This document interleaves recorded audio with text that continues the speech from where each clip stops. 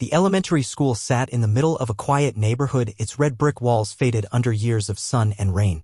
Inside, the front office buzzed with the low hum of phones, printers, and half-finished conversations. It was inspection day, one of those dreaded, clipboard-heavy mornings where every staff member walked a little straighter and smiled a little wider. No one paid much attention when the man entered through the side gate. He wore a navy windbreaker and khaki pants. His sneakers were plain, the soles slightly worn. In his hand, a small notebook. No badge. No introduction. Just a polite nod as he made his way down the hallway. The assistant principal spotted him first. Ms. Keller, mid-40s, tidy hair pulled back into a bun, stood near the cafeteria doors organizing a group of second graders for their field trip. "Excuse me," she called out, walking toward him briskly. "You can't be back here. This area is restricted to staff." He stopped, not startled, just still. "I'm just here to take a look around," he said. Ms. Keller frowned, noticing the scuff on his shoe, the lack of a staff lanyard. "Maintenance is supposed to use the back entrance. We have guests today. Please don't track anything in." He nodded once. "Understood." Her voice dropped, polite but firm. "If you need to mop or check something, come back after 10. We're on a tight schedule." He didn't correct her. Just gave a small smile and turned toward the main hall. "Sir," she added sharply, "if I see you wandering into classrooms, I'll have to report it." The man looked over his shoulder, nodded again, and kept walking. Down the hallway, a janitor's cart leaned against the wall, unattended. A few teachers passed him by, offering the usual nods given to custodial staff, quick, polite, and hollow. One whispered, "Hope he gets to the nurse's sink before it backs up again." None of them recognized him. He stopped at room 104, peered through the narrow glass window. Inside, a fourth-grade class was doing a group reading activity. He took a note, closed the book gently, and moved on. So far, no one had asked his name. They wouldn't for a while. Back in the staff room, the mood was tense but caffeinated. Teachers rotated between bites of microwaved breakfast burritos and last-minute grading. The upcoming inspection had everyone on edge. Ms. Keller entered with her usual clipped pace, her voice cutting through the hum. Saw one of the janitors wandering by the lower wing. Told him to clear out until the inspection's over. Coach Tanner looked up from his protein bar. "Which one?" "I thought Marcus called in sick." "Not Marcus," she said, pouring herself coffee. "Older guy, clean cut. Might be new. Didn't have an ID badge. Said he was just looking around." Ms. Lee, the second-grade teacher, raised an eyebrow. "No badge?" "Exactly," Keller replied. "I'll check with operations. Last thing we need is some contractor wandering into classrooms with the state inspector arriving any minute."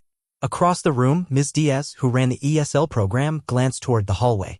"Did he say who he was?" Keller shook her head. "Didn't even introduce himself. Just smiled like he had every right to be here." Tanner chuckled. "Probably just checking pipes. Those sinks back by the art room smell like a swamp." No one questioned it beyond that. No one thought to ask more. Down the hall, the man continued his quiet walk past each classroom, taking notes. The real inspector wouldn't arrive for another 20 minutes. And the man they just dismissed was about to take a seat at the front of the most important meeting of their year. The conference room was being prepped like a stage. A circular table had been wiped down until it gleamed. Bottled water, fresh pens, a printed agenda at each seat. Ms. Keller moved with efficiency, straightening chairs, stacking spare copies, making sure every window blind was perfectly even. Principal Alden, or so they believed, was due any moment. At least, that's what the office assistant had said after taking a mysterious call half an hour ago. She didn't recognize the voice on the line, but assumed it was district scheduling. It had been that kind of morning. The man in the windbreaker entered the room without ceremony. A few staff members already seated looked up, confused. Ms. Keller followed behind, her brow furrowing. "Sir, this area is closed for the leadership meeting," she said, firm but polite. He glanced at the printed agenda, then took a seat at the head of the table. Quietly, casually, one of the teachers leaned over and whispered, "Did he just sit down at the head?" Keller stepped forward. "Sir, I'm going to have to ask." He opened his notebook, flipped to a page. "I'll be starting in a few minutes." "Starting what?" Keller asked, her voice clipped, eyes darting toward the hallway for backup. He looked up, met her gaze for the first time with full attention. His voice was calm. "The inspection debrief." There was a long pause. "I'm sorry," Keller said slowly, "the district inspector isn't supposed to arrive until 10. And Principal Alden knew." He closed the notebook. "I'm not from the district office. And Principal Alden no longer works here." The words fell like a weight on the room. Silence. Then he reached into his bag and pulled out a slim folder, flipping it open to reveal a badge and a laminated ID. His name in bold letters, his photo, and the title Interim Principal effective immediately. Appointment signed by the superintendent. Ms. Keller's mouth opened, but no words came out. The other teachers stared. No one moved. No one said a thing. Ms. Keller took a small step back. Her fingers tightened around the stack of agendas she was holding. There must be some mistake, she said, though the tremble in her voice gave her away. The man, Principal Thomas Reeve, stayed seated. Calm. Steady. There's no mistake, he said. The board requested a leadership transition last month. Superintendent Chang asked that I begin today. Quietly. Ms. Lee, seated near the end of the table, shifted in her chair. But we weren't told. You weren't supposed to be, Reeve interrupted, still even. I asked for discretion. I needed to see the school without pretense. Coach Tanner leaned forward. So that walk earlier when you were near the classrooms. I was observing, Reeve nodded. The building. The people. The culture. His tone wasn't harsh, but it cut through the tension. Keller finally sat, her hands stiff in her lap. I thought you were with facilities. You didn't look like, she stopped herself. Reeve tilted his head slightly. Didn't look like what? The silence that followed was thicker than before. He didn't press the question. Just let it linger. Then he opened his folder again. There's work to be done here. But first, I'd like to talk about what I saw this morning. About how I was approached. About how quickly some of you made up your minds before asking a single question. No one interrupted. He wasn't angry. But his presence made it impossible to look away. 30 minutes later, the meeting ended without any of the usual platitudes. No introductions with applause, no welcome banners. Just Reeve standing, gathering his things, and saying quietly, let's take a walk. He didn't wait for agreement. He stepped into the hallway. Keller, still stunned, followed. Behind her, a few department leads tagged along, curious, cautious, unsure. Reeve walked slowly, not speaking, just observing. At each classroom door, he paused. Looked through the narrow windows. Noted which students were engaged. Which teachers were on their phones. Which aides were missing from assigned corners. At room 203, a substitute sat at the teacher's desk, sipping coffee while a student with an IEP sat alone at the back, headphones dangling from his neck. Reeve stood longer at that door than the others. Keller noticed. You've got a coverage issue, he said, still facing the glass. And a student who's clearly being overlooked. Keller's voice came low. That's usually Ms. Frank's room. She's out today. We've had trouble finding consistent subs. Reeve didn't reply. He just walked on. By the time they reached the cafeteria, word had spread. Staff avoided eye contact. Conversations dropped as he passed. Outside the lunchroom, he stopped. Where's the breakfast line? He asked. Keller blinked. We don't serve breakfast here. Budget cuts. Reeve turned. You've got kids coming in without food? Her answer came too slowly. Yes. Some of them, yes. He nodded once. We'll fix that. Then he turned back toward the office. No one said a word until he was out of sight. Then someone whispered he noticed everything. Back in the main office, Reeve asked for the key to the locked filing cabinet in the corner. The receptionist hesitated. That's Principal Alden's files, she said. Nobody's touched them since Friday. Reeve extended his hand, not impatient, just waiting. She handed him the key. He knelt, opened the bottom drawer, and began flipping through folders. Attendance logs. Suspension records. Incident reports. Some dated, some recent. Some missing entire months. He pulled out a thick folder labeled Student Concerns Ongoing. The entries inside were typed but sparse. Loud in class, non-compliant, disrespectful tone. Dozens of notes under half a dozen names. All the students listed were in the same grade level. All of them were Black or Latino. Reeve didn't say anything. He closed the folder, set it on the desk, and then asked quietly who manages the discipline review process? Ms. Keller, standing near the door, stiffened. We all do. But Alden handled most of the reports himself. Reeve tapped the folder. These students, how many have had formal meetings with a counselor? Family conferences? Anything outside punishment? No one answered. He stood. We'll be reviewing all this. Immediately. The receptionist looked down at her keyboard. Keller opened her mouth, then closed it again. Reeve placed the folder gently back on the desk. This isn't about blame, he said. It's about fixing what's broken. But we won't pretend we didn't see it. Then he walked out of the office, leaving the cabinet drawer open behind him. By noon, the whispers had traveled. In the teacher's lounge, the mood had shifted from confusion to discomfort. He's watching everything, someone muttered. Not just watching, Ms. Diaz said, setting her sandwich down. He's tracking. Not writing people up, but taking note. Coach Tanner leaned back in his chair, arms crossed. He's not what I expected. Quiet. Doesn't posture. He's already flagged 3 classrooms, another teacher added. He asked about a kid in my reading group. Knew his name. I didn't even know he'd been in my room. The room went still. It wasn't fear. Not quite. More like exposure. The kind that made you second-guess how often you raised your voice. Or how often you overlooked the quiet kid in the back. Keller stepped in mid-conversation. Everyone fell silent. She poured herself a cup of coffee, then turned. He's not here to play politics. You can see that, right? No one responded. She looked around the room.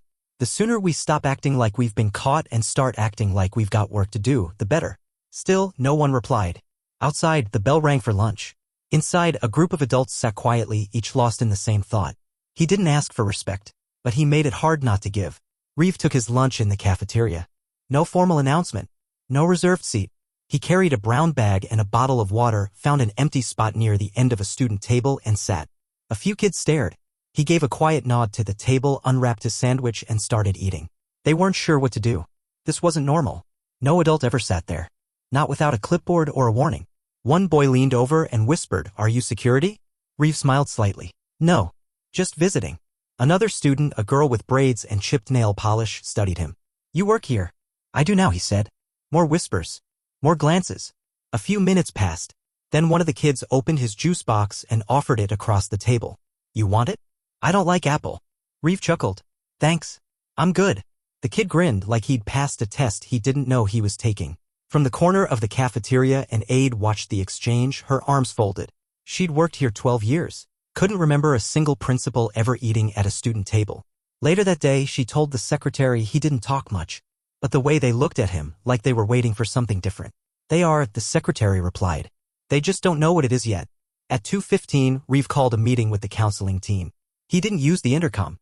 He just walked down the hall, knocked on doors, and asked quietly, "Can you meet in 15 minutes? By 2:30, four staff members sat in the small conference room, 2 counselors, a behavioral specialist, and the part-time social worker who split her hours with 2 other schools. Reeve began without small talk. "I've gone through the referrals. I've walked the halls. I've seen the patterns." He slid the folder labeled Student Concerns Ongoing across the table. "I want to know how these students became paperwork without ever becoming people to us." The room stayed silent. Ms. Laramie, the senior counselor, finally spoke. "We're under-resourced. There are too many needs. Too many meetings. We triage." Reeve nodded once. "I understand that." "But," she added, bracing. "But triage shouldn't look like this." He opened to a page, 12 referrals for 1 student in 6 weeks. "What's his story?" Laramie hesitated. "Home is unstable. Mom's working nights. Attendance is spotty. We tried getting him into a support group, but he stopped showing. And after that?" She looked down. "We didn't follow up." Reeve didn't raise his voice. Didn't sigh. "We're not failing because we lack resources. We're failing because we're choosing where not to care." No one answered. "I'm not asking for miracles," he said. "I'm asking that we stop treating these kids like cases and start treating them like they're already ours." He stood. "Next week, we're rewriting the intervention process. Everyone will have a voice. Especially the ones who've been talked about but never talked to." Then he left, leaving the room heavy with something more than guilt. Responsibility. By late afternoon, the building had quieted. Classrooms emptied.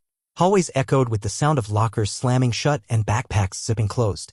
In the custodial closet near the east wing, Mr. Reed, the school's longest-serving janitor, was rinsing out a mop bucket when Reeve knocked gently on the open door. "Got a minute?" Reeve asked. Reed looked up, surprised. Sure. Something spill." Reeve shook his head. "Just wanted to talk." He stepped inside, careful not to crowd the small space. Reed wiped his hands on a towel, curious. "You've been here a while," Reeve said. "Know this place better than most." Reed nodded. 17 years. "What do you see that we don't?" Reed hesitated. Looked at the floor, then back at Reeve. "You really want to know?" "I do." Reed leaned against the shelf. "I see which teachers greet every kid. Which ones only smile when the principal walks by. I see which kids get sent to the office for running and which ones get a warning." He paused. "I see who gets called sir and who gets called buddy." Reeve didn't blink. Reed went on. "I clean up the fights. The tears. The forgotten lunches. I hear what gets said when people think no one's around." "And?" Reeve asked. "And most days I keep my mouth shut. Doesn't feel like my place to call it out." Reeve looked at him, steady. "It is now." Reed nodded slowly, the corner of his mouth twitching. "I'll keep watch," he said. "You already have," Reeve replied. Then he left the closet the way he came. Quietly. Respectfully. Leaving something heavier than his presence behind. At 3:50 p.m., just before dismissal, a parent arrived. She looked tired, scrubs under her jacket, a hospital ID clipped to her collar. Her daughter, a 5th grader with a quiet demeanor and a perfect attendance record, trailed behind her. They had come in response to a call from earlier in the week. "Your child is being disruptive." Repeated side conversations. Not following instructions. Reeve had read the referral. Now he sat across from the mother, not as a disciplinarian, but as someone who had questions. "Do you know why you're here?" he asked gently. The mother nodded. "They said she's not listening. But that's not like her." Reeve turned to the girl. "Can you tell me what's been going on?" The girl hesitated. Then shrugged. "I was helping Maya. She didn't understand the story. I didn't want her to get in trouble. Did the teacher ask what you were doing? She shook her head. Reeve nodded slowly. He pulled out a copy of the incident slip. It was vague. Checked boxes. No detail. No follow-up. He turned it face down. This doesn't tell me much, he said. But you just did. The mother looked at him carefully. So what happens now? We talk to the teacher. Together. Not to shame her. To understand. And we adjust. The girl's shoulders lowered. Not dramatically. Just enough to say she felt heard. As they left, the mother stopped at the door. You're new. Reeve smiled slightly. First day. She looked at him for a long moment.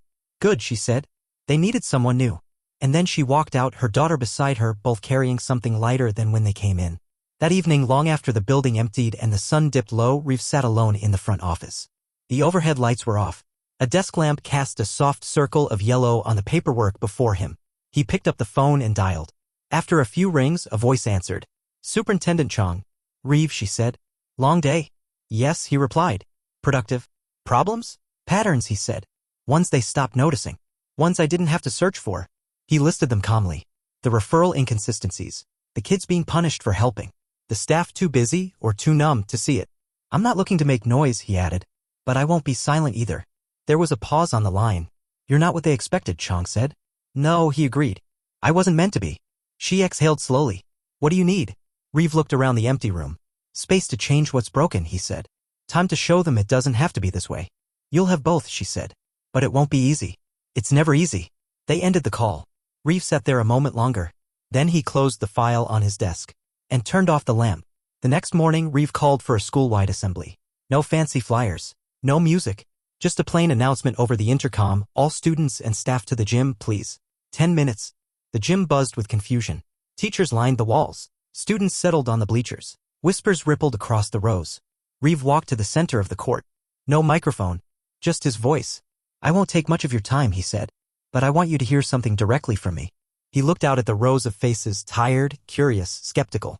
This school belongs to every person sitting here. And starting now, we treat each other like that's true. A pause. You don't have to look a certain way to be respected. You don't have to talk a certain way to be heard.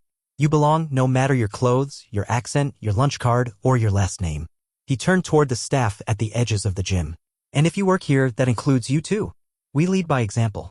That means we listen before we judge. We help before we report. We make space, not assumptions. He didn't ask for applause. Didn't expect it. But the room held still. Not out of fear, but something closer to attention. Then Reeve simply said, thank you, and walked off the court. Students watched him go. And the staff, some standing taller, others blinking hard, stood in silence. No one knew what the next weeks would look like. But they knew now that nothing would be the same. Later that week, a letter appeared in every staff mailbox. Printed on plain white paper, no letterhead, no signature at the bottom. Just a message. When I walked into this building, no one knew my name. Some thought I was here to fix a pipe. Others assumed I'd gotten lost. No one asked. They decided. I didn't take offense. I took note. Because this isn't about me. It's about how often we do that to each other. To the students. To families. We look at someone and make a call. Not based on truth. Based on training. On shortcuts. On comfort. The school doesn't need more policies. It needs more people willing to unlearn. Every kid that walks through these doors deserves someone who looks at them like they matter before they prove it. Not after. If you're with me, let's work. If not, reflect. Then decide. Some staff skimmed it and folded it into their bags without a word. Others read it twice. A few left it pinned to their corkboards right next to lesson plans and photos of former students. No name was signed, but they all knew who wrote it. Weeks passed. Not everything changed overnight. Some teachers still defaulted to old habits. Some students still waited to see if Reeve's words would mean anything. But something had shifted. A hallway aide started greeting every student by name. A math teacher quietly moved a struggling student from the back row to the front without making a show of it. Ms. Keller, once rigid, always prepared, began stopping by classrooms unannounced. Not to evaluate, but to listen. The janitor, Mr. Reed, was invited to a staff meeting for the first time in years. No one laughed when he spoke. They listened. The student from the incident report? He got a letter home, not a warning, but a commendation. For compassion. For helping. And Reeve, he remained steady. Present. Watching. He didn't raise his voice. He didn't call people out in front of others. But when he walked into a room, the temperature changed. Eyes lifted. Posture straightened. Not from fear, because people knew they were seen. Not judged. Seen. In the library one afternoon, a third grader whispered to his friend, "That's the new principal." His friend looked up. "He don't look like one." The first kid shrugged. He acts like one. Down the hall, Reeve stepped into a classroom, nodded once to the teacher, then sat in a chair beside a student without saying a word. The teacher paused, then kept going. Because change doesn't start with announcements. It starts with what people notice. When someone walks in looking like no one important, and leaves with every eye watching.